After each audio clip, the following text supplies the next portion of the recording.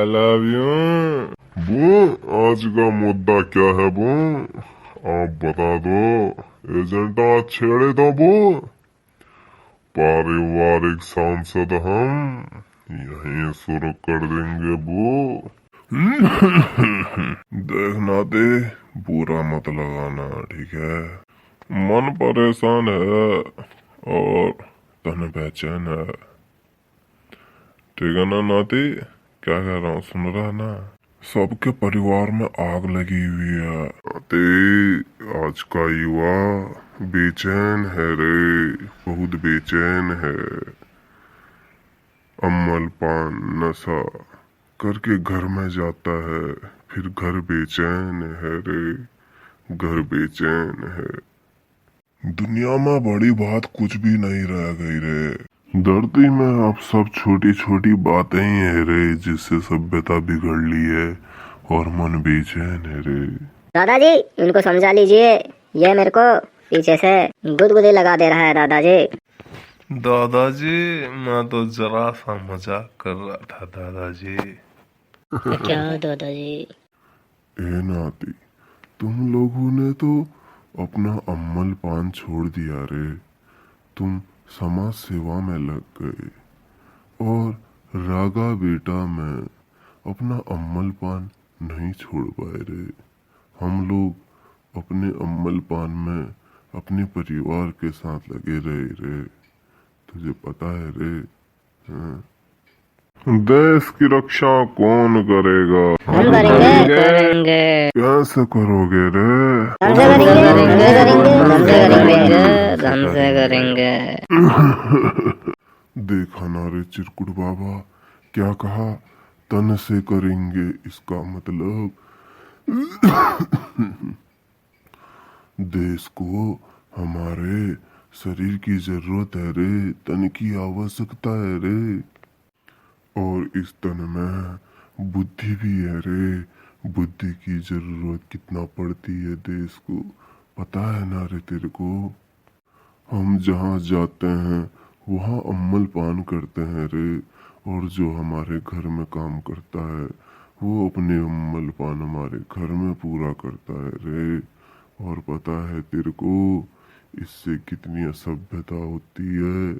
अगर हम अपना अम्मल पान अपने घर में ही करें, या तो तंबाकू जैसी चीजें भी लीगल कर दो, या सभी युवा पीने लग जाओ, या दूसरों के वहाँ भी न करें, अपने काम वाले क्षेत्र में भी अम्मल पान न करें, या तो तंबाकू जैसी सिगरेट जैसी चीजें बैन करवा दो रे। पता है तेरे को? सिगरेट स्नैक्स है बहुत सारे नशों का।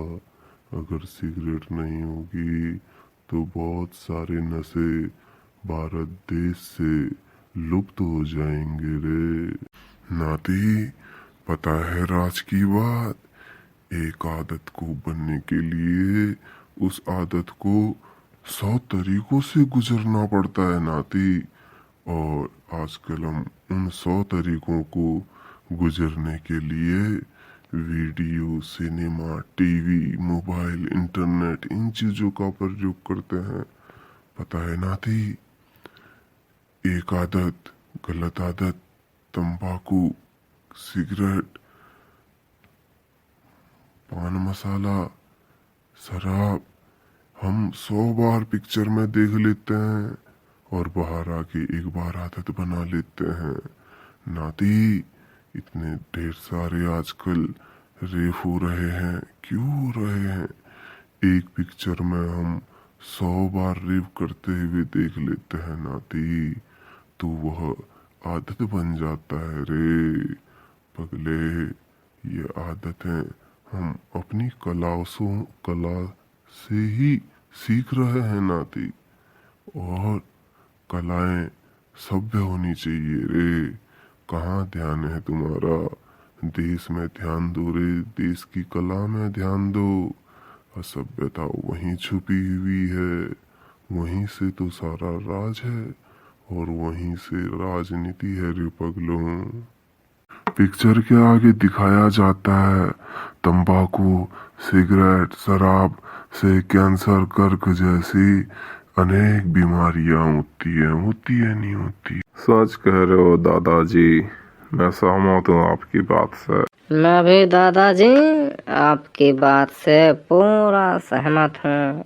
ये चीजें पारिवारिक समस्याएं कितना पैदा करती हैं पता है ना बेटा? हाँ दादाजी, हमको तो पता ही ठहरा, इन लोगों को बताइए ना क्या करना है बोल के। मेरे को सब पता है कैसे करना है, कुछ नहीं आता मेरे को। दादाजी हमने भी सामाजिक बुराइयां झेली हैं। दादाजी मैं घर वालों के हाथ पिट पिट के सुधरा हूँ, तभी मैं राजनीति में उतरा हूँ, आपको मालूम नहीं है दादाजी? लेकिन बेटा जिसने चरस, गांजा, सिगरेट, शराब इन चीजों का अमल पान किया बेटा, वो तो सामाजिक चिंता में ही लगे रह गए। हमको उनका भी तो ध्यान देना हुआ। हम भी बेटा सामाजिक चिंताओं का शिकार है मेरे, लेकिन परिवार उसमें बहुत जरूरी है। राजनीति में पारिवारिक चिंता के विषय में अवश्य मुद्दे होने चाहिए रे, तभी तो समाज बनता है। सामाजिक मुद्दों का क्या, वो तो आते जाते रहते हैं, उनमें ध्यान मत देना रे। पारिवारिक समस्या चिंता बहुत ज्यादा जरूरी है। राजनीति को उसी के अर्थ में लो। बाहर का आदमी अपने परिवार में आके हीरो बन जाएगा रे, और तू हीरो बनने के लिए दर दर भटकते रह जाएगा। समझ रहा है ना बेटा मैं क्या कह रहा हूँ? पता है एक बार क्या हुआ, ज्यादा भी नहीं, 500-600 साल पहले की बात है, जब विदेशी भारत में आके अपनी भाषा का प्रचलन कर रहे थे, अपने तरीके से व्यापार को अंजाम दे रहे थे। अरे दादाजी मेरे को क्यों मार रहे हो? हर जगह मैं ही बिकता हूँ क्या आपको मारने के लिए? यहाँ देखो वहाँ देखो, मारते रहते हैं। चुप कर, मैं भी चढ़ जाऊं पर। विदेशियों से हमको बहुत ढेर सारी कुप्रथाएं मिली, और इस कुप्रथा का शिकार हुआ भारत का हर एक परिवार। और आज भारत का हर एक परिवार असमंजस की चिंता में जी रहा है, न जाने कल क्या होगा।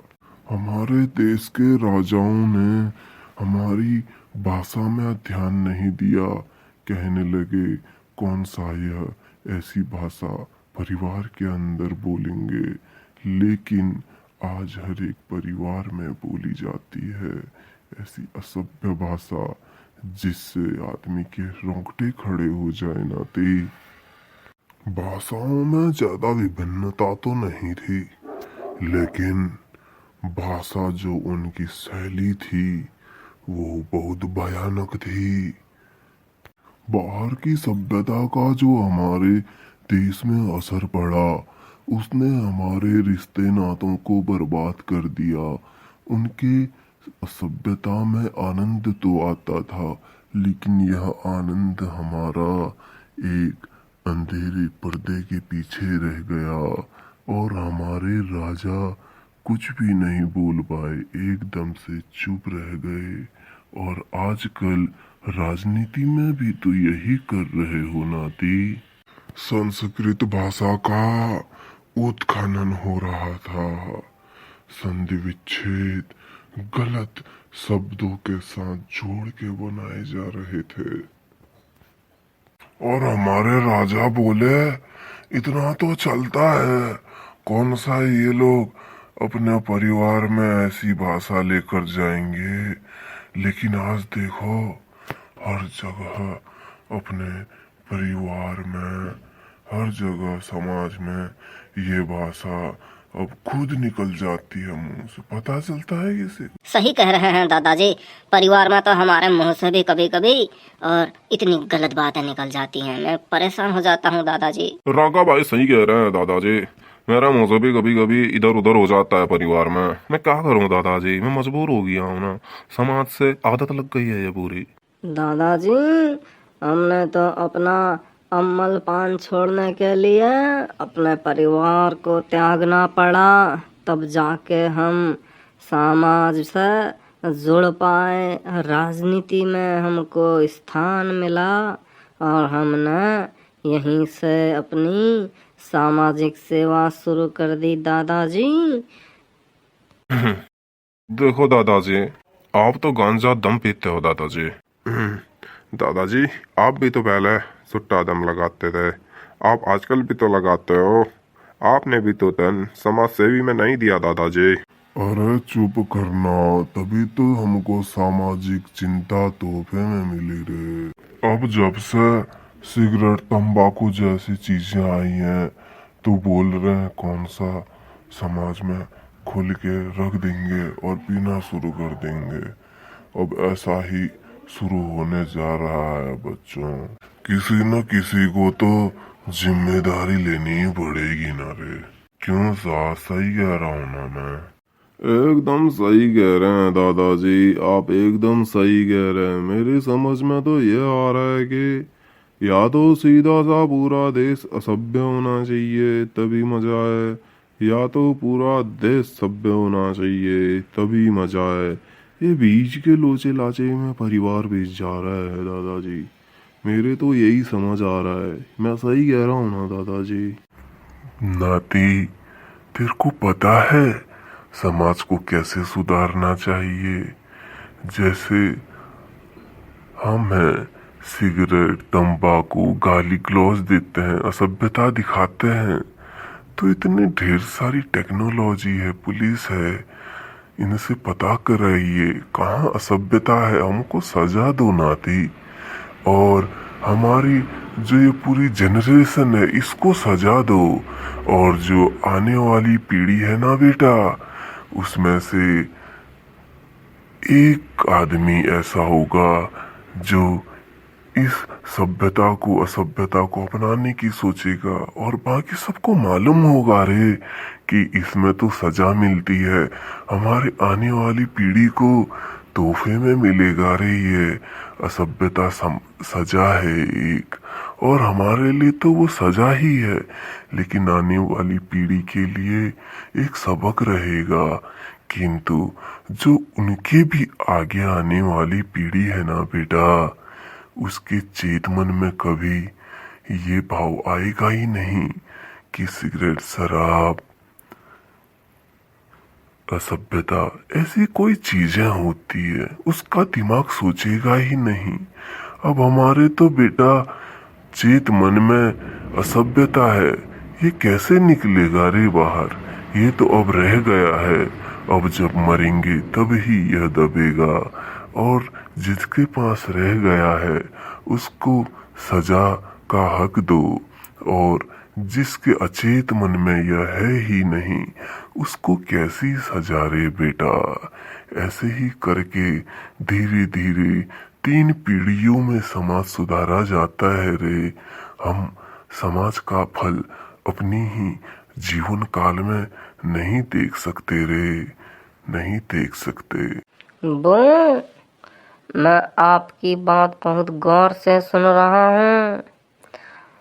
बात तो आप सही कर रहे हैं। वो बच्चा और जवानी देश को कुर्बान होनी चाहिए, और उसके बाद अपनी बुजुर्ग अवस्था में वो अपने तरीके से, अपने तौर तरीके से अमल पान लाए तो कोई बात नहीं, वह उसी की बुजुर्ग अवस्था में खत्म हो जाएगा।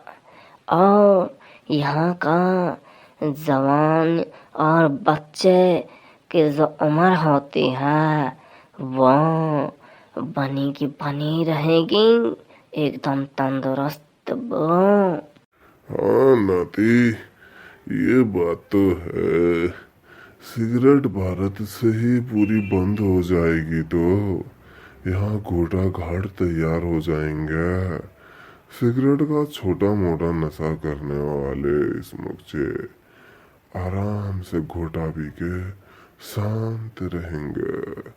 ये बात तो मैं बहुत पहले ही सोच दिया रे, लेकिन कभी ये बात का वास्तविक रूप नहीं देख पाया रे। दादाजी, मैं भी बहुत अम्ल पान कर लेता हूँ।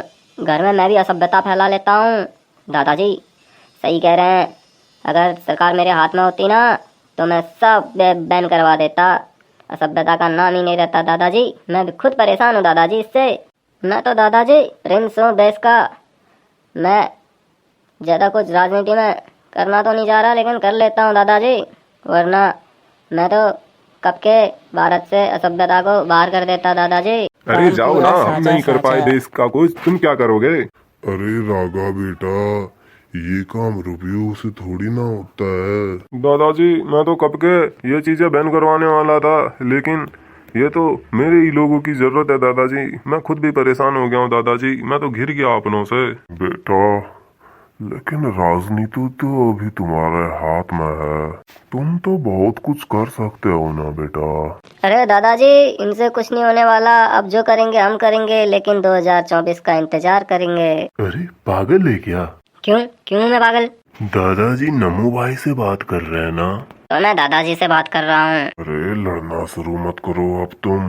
बेटा हमेशा याद रखना, जैसे को तैसा मिलके रहा है, जो बोया था वो पाके रहा है बेटा।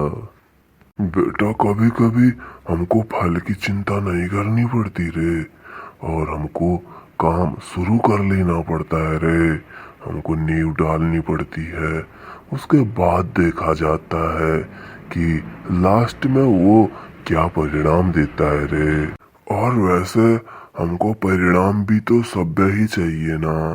जब परिणाम ही हमको अच्छा चाहिए तो बुराई से लड़ने की शुरुआत नींव डाल देनी चाहिए रे। देर नहीं करनी चाहिए, कलम रहे न रहे। पता है ना मैं क्या कहने की कोशिश कर रहा हूँ? बू, मेरी आंखें नम हो गई बू, एकदम से नम। जिस देश को नौजवानों के तन की आवश्यकता है बू, उस देश को, उस देश से उन नौजवानों को सरकार द्वारा सिगरेट, तंबाकू, शराब लीगल करी जा रही है वो। मेरी आंखें नम हो गई वो। हम तो अपने जवानों का तन जिसमें होता है मन, मन जिससे काम करता है बुद्धि, एकदम उनके हाथों को जरा देखें वो। मैं सोच रहा हूँ उन नौजवानों के हाथों के बारे में, जिनके हाथ में असभ्यता है वो। कोई कुछ कर रहा है अपने हाथों से, कोई कुछ कर रहा है वो। तकदीर का काम बहुत कम है वो। मैं सहमत हूँ वो आपकी बात से। मैं जल्द ही घोषणा करूँगा वो कि देश में ऐसी तमाम फैक्ट्रियों को कन्वर्ट करके दूसरी फैक्ट्री में बदला जाए वो। वरना मेरा शासन मेरे देश के नौजवानों का तन चूस लेगी वो। तो वो इसी के साथ आज की पारिवारिक लोकतंत्र सभा को यहीं पे विराम देते हैं वो। फिर आपसे मैं ज्ञान लेने पक्का आऊँगा वो। आशीर्वाद दो मेरे को वो, मैं सफल हो जाऊं वो। लो नाते, आशीर्वाद लो, ढेर सारा लो। दादाजी मेरे को भी आशीर्वाद दे ही दो ना। तथास्तु बेटा, तुम भी सफल हो जाओ। तब तो दादाजी मेरे को भी बढ़िया सा आशीर्वाद दे दो दादाजी। ये लो बेटा, सफलता भी तुम्हारे कदम चूमे। दादाजी क्या है कि मेरे को भी आशीर्वाद की बहुत जरूरत है। हाँ प्रणाम दादाजी। सदा विजयी हो नाती। तो दादाजी गुड बाय दादाजी फिर आपको ठीक है रे बच्चों, ठीक है, मिलता हूँ फिर।